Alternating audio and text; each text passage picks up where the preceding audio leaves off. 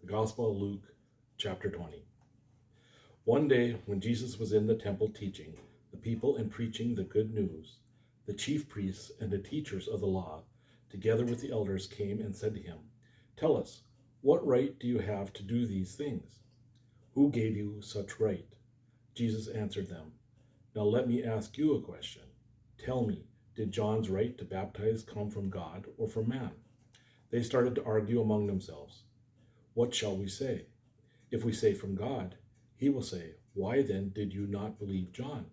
But if we say from man, the whole crowd here will stone us, because they are convinced that John was a prophet." So they answered, "We don't know where it came from."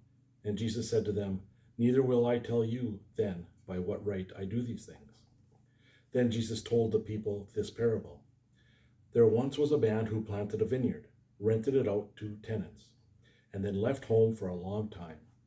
When the time came to gather the grapes, he sent a slave to the tenants to receive from them his share of the harvest. But the tenants beat the slave and sent him back without a thing.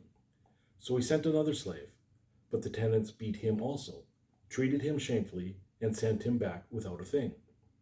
Then he sent a third slave. The tenants wounded him too, and threw him out.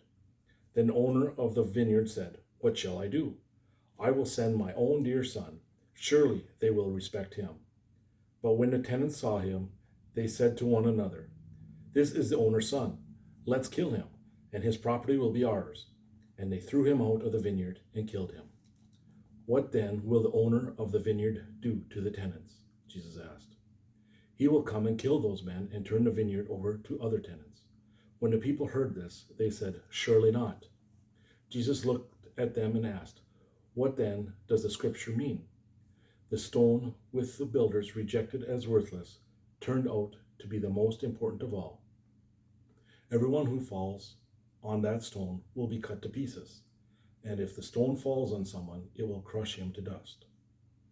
The teachers of the law and the chief priests tried to arrest Jesus on the spot, because they knew that he had told this parable against them. But they were afraid of the people, so they looked for an opportunity. They bribed some men to pretend they were sincere, and they sent them to trap Jesus with questions, so that they could hand him over to the authority and power of the Roman governor.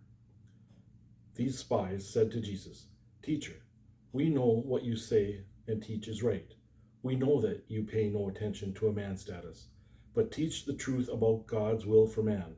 Tell us, is it against our law for us to pay taxes to the Roman emperor or not?" But Jesus saw through their trick and said to them, "Show me a silver coin. Whose face and name are on it?" "The emperor's," they answered. So Jesus said, "Well then, pay to the emperor what belongs to the emperor, and pay to God what belongs to God." There, before the people, they could not catch him in a thing, so they kept quiet, amazed at his answer. Then some Sadducees, who said that people will not rise from death, came to Jesus and said, "Teacher, Moses wrote this law for us. If a man dies and leaves a wife but no children, that man's brother must marry the widow so that they can have children who will be considered the dead man's children. Once there were 7 brothers. The oldest got married and died without having children. Then the second one married the woman, and then the third, and the same thing happened to all 7. They died without having children. Last of all, the woman died. Now on the day when the dead rise to life, whose wife shall she be? All 7 of them had married her." Jesus answered them, "The men and women of this age marry, but the men and women who are worthy to rise from death and live in the age to come will not then marry. They will be like angels and cannot die. They are sons of God because they have risen from death. And Moses clearly proves that the dead are raised to life. In the passage about the burning bush, he speaks to the Lord as the God of Abraham, the God of Isaac, and the God of Jacob. He is the God of the living, not of the dead, for to him all are alive." Some of the teachers of the law spoke up. "A good answer, teacher," for they did not dare ask him any more questions. Jesus asked them, "How can it be said that the Messiah will be the descendant of David? For David himself says in the book of Psalms, 'The Lord said to my Lord, sit here at my right side until I put your enemies at the footstool under your feet.'" David called him Lord.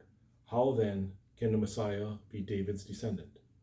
As all the people listened to him, Jesus said to his disciples, Be on your guard against the teachers of the law, who like to walk around in their long robes and love to be greeted with respect in the marketplace, who choose to reserve seats in the synagogues and the best places at feasts, who take advantage of widows and rob them of their homes, and then make a show of the saying long prayers. Their punishment will be all the worse.